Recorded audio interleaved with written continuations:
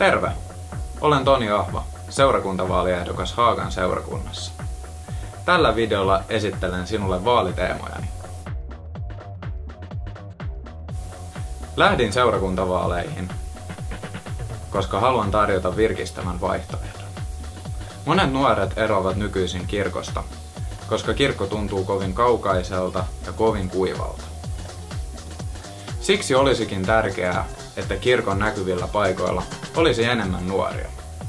Nyt, jos koskaan, kirkko tarvii uutta voimaa ja uusia päättäjiä.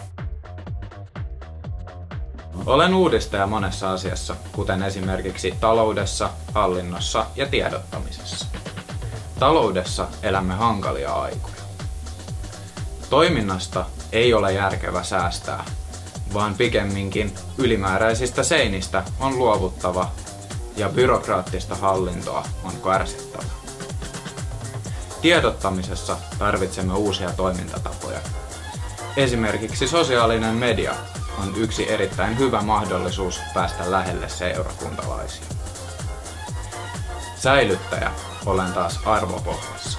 Kristilliset arvot, kuten esimerkiksi lähimmäisen rakkaus ja oikeudenmukaisuus, ovat vuosien vieressä aina edelleen ajankohtaisia. Toimin yli 3,5 vuotta varhaisnuorisotyön kerhonohjaajana Haagan seurakunnassa. Huikeinta työssä oli se, että sain toimia lähellä nuoria, joihin pystyin itse samaistumaan ja toimimaan tavallaan heidän isoveljenä. Kun nykyisin puhutaan paljon nuorten syrjäytymisestä, koulukiusaamisesta ja jopa jengiväkivallasta, on syytä korostaa seurakunnan varhaisnuorisotyön tärkeyttä. Seurakunnan tuki ei tietenkään rajoitu pelkästään nuoriin.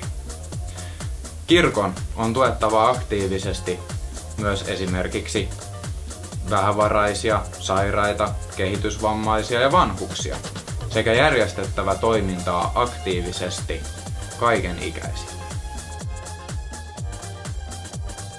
Minun pääsanomani näissä seurakuntavaaleissa on kirkas katse tulevaisuuteen. Seurakunnalla pitää olla annettavaa myös tuleville sukupolville.